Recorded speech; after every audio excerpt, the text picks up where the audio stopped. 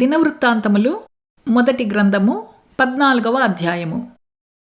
తూరు రాజైన హీరాము దావీదు నొద్దకు దూతలను, అతనికి ఒక ఇల్లు కట్టుటకై దేవదారు మ్రానులను, కాసె పనివారిని, వడ్లవారిని పంపెను. తన జనులగు ఇశ్రాయేలీయుల నిమిత్తము యెహోవా అతని రాజ్యమును ఉన్నత స్థితిలోనికి తెచ్చినందున ఆయన తన్ను ఇశ్రాయేలీయుల మీద రాజుగా స్థిరపరచెనని దావీదు గ్రహించెను. పిమ్మట యెరూషలేమునందు దావీదు ఇంకా కొందరు స్త్రీలను వివాహము చేసుకొని ఇంకా కుమారులను కుమార్తెలను కనెను. యెరూషలేమునందు అతనికి పుట్టిన కుమారుల పేరులేవనగా షమ్మూయా, షోబాబు, నాతాను, సొలొమోను, ఇబ్బారు, ఎలీషువా, ఎల్పాలేటు, నోగహు, నెపెగు, యాఫియా, ఎలీషామా, బయల్యదా, ఎలీపేలేటు. దావీదు ఇశ్రాయేలీయులందరి మీద రాజుగా అభిషేకము చేయబడినని విని ఫిలిష్తీయులందరూ దావీదును వెదికి పట్టుకొనుటకై బయలుదేరగా దావీదు ఆ సంగతి విని వారిని ఎదుర్కొనబోయెను.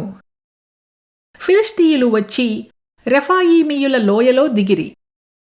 ఫిలిష్తీయుల మీదికి నేను పోయిన ఎడల నీవు వారిని నా చేతికి అప్పగించుదువా అని దావీదు దేవుని యొద్ద విచారణ చేయగా యెహోవా, పొమ్ము, నేను వారిని నీ చేతికి అప్పగించెదనని సెలవిచ్చెను.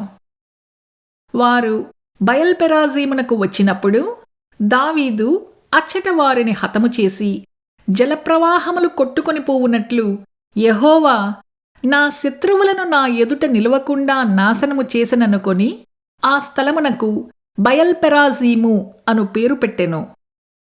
వారు అచ్చట తమ దేవతలను విడిచిపెట్టిపోగా వాటిని అగ్నిచేత కాల్చివేయవలనని దావీదు సెలవిచ్చెను.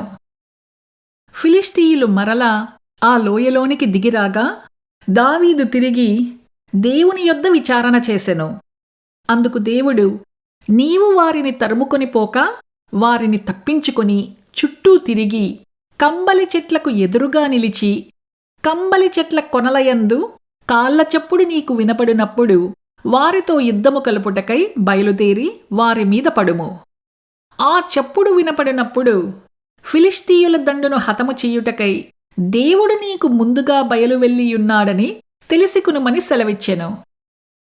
దేవుడు తనకు సెలవిచ్చిన ప్రకారము దావీదు చెయ్యగా ఇశ్రాయేలీయులు ఫిలిష్తీయుల సైన్యమును గిబియోను మొదలుకొని గాజరు వరకు తరిమి హతము చేసిరి. కాబట్టి దావీదు కీర్తి ఇశ్రాయేలీయుల ప్రదేశములందంతటా ప్రసిద్ధి ఆయెను. యెహోవా అతని భయము అన్యజనులకందరికీ కలుగచేసెను.